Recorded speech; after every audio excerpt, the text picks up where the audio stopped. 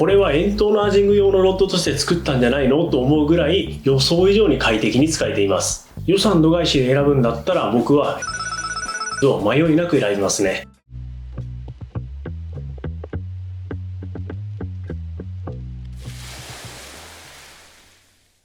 はい、こんにちは、やなです。今回は予算2万で買える円筒アジングにおすすめのコスパ最高のロッドを紹介します。よろしくお願いします。最近 YouTube の実況動画で円筒アジングの紹介頻度が増えていますが、それに伴って初心者でも手を出しやすいコスパのいい円筒用のアジングロッドはないですかという問い合わせを本当に多くいただくようになりました。ただ正直なところ、円筒用のアジングロッドはジグヘッド単体の釣りと比べて需要が少ない分、どうしても値段が高めに設定されているものが多いんですよね。なのでこれから円筒のアジングを始めたい初心者の方にはなかなか進めにくいのが正直なところでした。そんな中で何か初心者の方にお勧めできるコスパのいい円筒用のロッドはないかなといろいろ探していたところ、初心者の方にも自信を持ってお勧めできる超コスパのいい円筒に向いたロッドが見つかりました。そこで今回はそのロッドの実際の使用感も交えながら詳しく紹介しようと思いますので、ぜひ参考にしていただければと思います。コスパ最高の円筒アジングに向いたロッドはメジャークラフトさんから発売されているエギゾースト 3G シリーズになります。これはエギングロッドなんですが、値段も安くて円筒のアジング入門にちょうどいいんですよ。特に円筒のアジングをやってみたいけど専用ロッドを買う予算がないなという方でも、このロッドならエギングと併用して使えるので手に取りやすいかなと思います。でこれを見た瞬間にエギングロッドをコスパ最高の円筒用のアジングロッドとして紹介してくるとは思わなかったという方も多いと思いますが、僕もまさかエギングロッドを紹介する日が来るとは思わなかったですね。ちなみに僕はエギングに関しては超苦手で、近年はエギでイカを釣った回数よりもアジング中にジグヘッドでイカを釣った方が圧倒的に多いぐらいです。なのでこのロッドがエギングロッドとしていいかという点は残念ながら分かりません。そのため今回はエギングロッドとしてどうかというのではなく、フロートなどの飛び道具を使った円筒のアジングで使ったらどうなのかという視点で紹介していきます。エギゾースト 3G は現在4機種ラインナップがありますが、円筒のアジングでおすすめなのは84の ML、84の M の2機種ですね。81の ML と M もラインナップにありますが、円筒のアジングで 10g 以上の飛び道具の使用を考えると、長さがある84の方がフッキングストロークが稼げて、足場の高い場所とか水深が深い場所などいろんなポイントで使いやすいのでおすすめです。で84の ML と84の M をどういった基準で選んだらいいかというと、 10g 前後のキャロやフロートをメインで使うことが多いんだったら84の ML、 15g 前後のキャロやフロートをメインで使いつつ 20g のフロートの使用も考えているなら84の M、 迷った場合はこの基準で選ぶのがおすすめです。僕は 84M を購入して円筒のアジングに使っています。ここからは僕が円筒のアジングで使っているエギゾースト 3G の 84M について紹介します。僕は 84M を水深 20m ぐらいまでのポイントで M キャロやフロート、イージーフロートワイヤーにタングステンシンカーをつけた円筒のアジングで使っていますが、これは円筒のアジング用のロッドとして作ったんじゃないのと思うぐらい予想以上に快適に使えています。84ML よりも張りがあるモデルになるので M キャロなら 11g も余裕で扱えますし、 15g 前後のシャローフリーク、 20g ほどのシャローフリークエキスパンダー、 21g までのタングステンシンカーなどいろんな円筒の仕掛けを使うことができるオールマイティーなロッドになります。ただ快適に扱える重さはだいたい 15g 前後の飛び道具までですね。特にイージーフロートワイヤーにタングステンシンカーをつけた仕掛けなら、14g までが快適に扱える重さになります。それ以上の重さの飛び道具をメインで使う場合は別のもっとパワーがあるロッドを選ぶ方がいいですね。感度は予想以上によく出ていますね。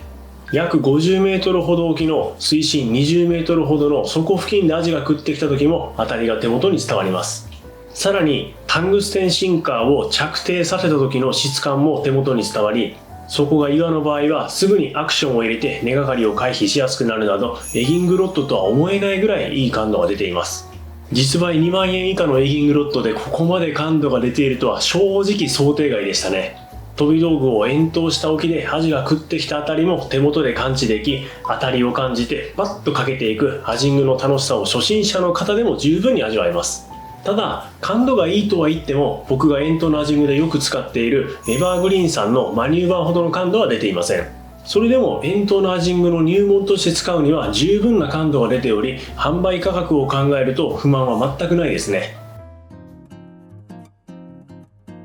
約50メートル沖の水深20メートルほどの底付近でアジが食ってきた時も、ドラグ設定約 500g でフッキングできるパワーがあります。これは使用しているフックがドヒトミのレンジシュートフックの L サイズを使用した場合になります。また 20g のフロートもピュッと投げれるパワーがあったり、 15g 前後の飛び道具も快適に操作できるなど、遠投のアジング全般で色々と使えます。そして尺以上のアジをかけても楽に寄せることができ、短い試合なので手返しよくすることができます。ただ竿を真上に立ててやり取りをすると腕に負担がかかって疲れるので、僕は竿を水平ぐらいに寝かせてやり取りするようにしています。あとは表層付近でアジをかけた時にハイギアのリールでゴリゴリっと巻いてくると、尺ぐらいのアジだったら海面をパチャパチャっと滑りながら寄ってきます。試したアジの抜き上げは約38センチで 600g ほどの重さまで抜き上げましたが、足場が5メートルほどの場所でも普通によいしょっと抜き上げできました。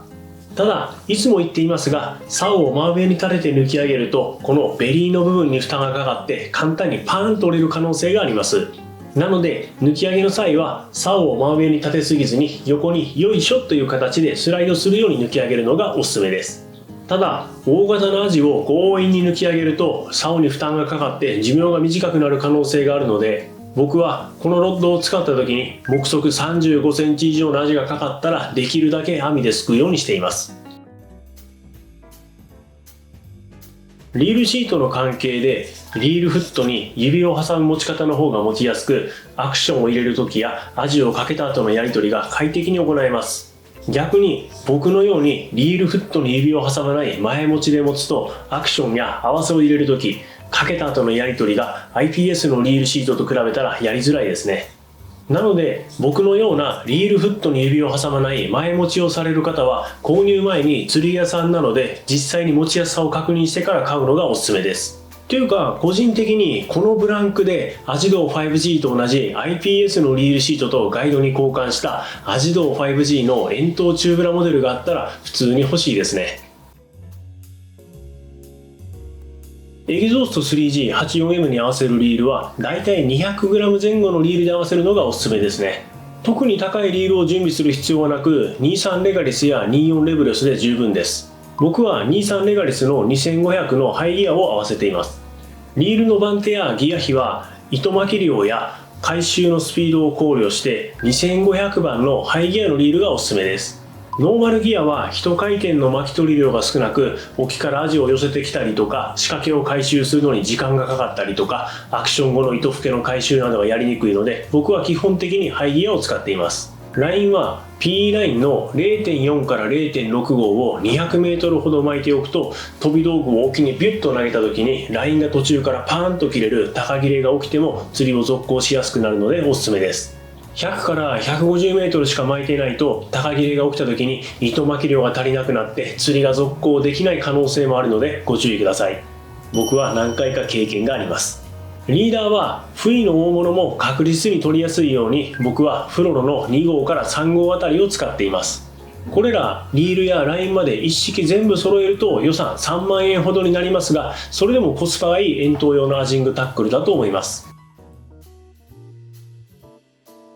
予算度外視で遠投用のアジングロッドを選ぶならどれがいいですかってよく聞かれるので今回紹介しますが、予算度外視で選ぶんだったら僕はエバーグリーンさんのスペリオルシリーズを迷いなく選びますね。その理由として、現在市場にあるアジングロッドの中でもトップクラスの感度が出ていて、さらにロッドの長さやパワーなどいろんなラインナップが揃っていて、自分が通うポイントや使用する遠投の仕掛けに合わせて最適なロッドを選びやすいです。まあその分値段は高くなっていますが、スペリオルシリーズはリセール価格も超いいので、傷をつけないように大切に使ったら数年間所持したロッドでも新品に近い価格で売れることもあります。そういった理由で予算に都合がある方はスペリオルシリーズの中から選ぶのがおすすめですし、僕自身遠投のアジングでガチでいい魚を狙うときはスペリオルシリーズを迷いなく持っていってます。で、スペリオルシリーズを遠投のアジングで使うのにどの番手がいいかざっくり説明すると、